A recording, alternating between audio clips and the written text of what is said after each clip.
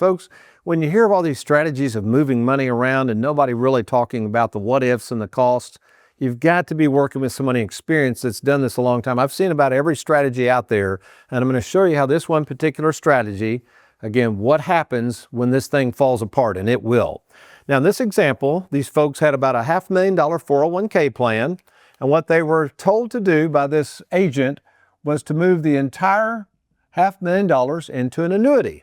And they were told this was actually a fixed indexed annuity that this agent was proposing, that it should make 6% on a regular basis. Now, folks, fixed indexed annuities have never averaged 6%. You can't assume that. In fact, we never assume more than 3%, but that's what they were assuming.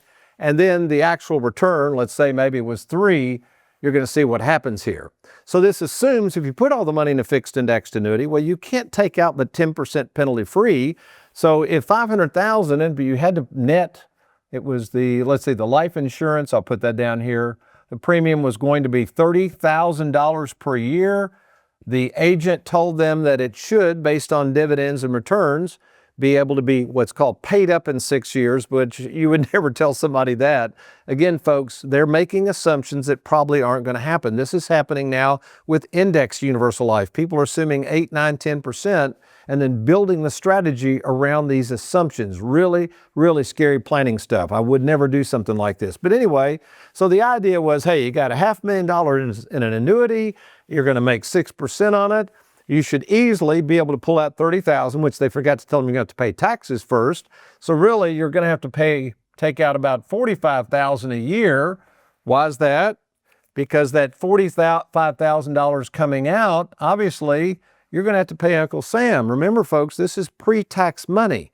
So the $30,000 life insurance policy really costs, depending on the tax bracket, around $40,000 to $45,000. So if you can envision this bucket being drained, if you don't make the 6%, it'll eventually run out of money trying to fund the life insurance.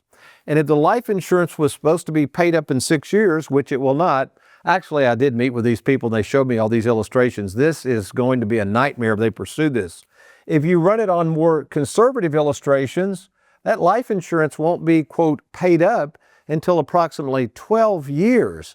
So in other words, if you planned on using some of this money to supplement retirement and you had to pay $45,000 for 12 years, depending on how the annuity returned, again, the annuity may run out of money. You're still trying to pay for the life insurance. Plus, when you start pulling cash value out and trying to send that to your checking, that's where they call this tax-free retirement. In fact, there's a book written about this, really dangerous book called Tax-Free Retirement or something to that effect. Again, it's making these assumptions that you can pull out all this money in retirement tax-free, which in theory, it could work. The problem is you're going to have to make bold assumptions and meet those assumptions in the future. Again, something a fiduciary should never be recommending based on those kind of assumptions. So what's the end result here with this strategy? First of all the money now is tied up in the annuity, obligated to paying life insurance premiums that we don't know when they're going to end. That's based on the rates of return. And then as you pull money out of the life insurance, in most cases, a lot of agents recommend borrowing the money out because it's tax-free, but you have to remember that there's a loan occurring in the life insurance when you borrow it to get it out for income. So somebody's got to pay that loan back, and potentially it might be you. That's right. If you're borrowing money from a life insurance policy and it gets below a certain basis, you're going to either have to pay more premium in, or there's what's called a phantom tax that can occur. Folks, I've been working with life insurance for years. These are great products, but you have to be very, very careful in who's presenting them to you. So maybe that's you right now. Whether it's an annuity or life insurance or both, please, before you rush into something like this, why don't you get a second opinion from myself at Tony Walker Financial. Thanks for watching. We hope you enjoyed that video. If you'd like, check out these other clips.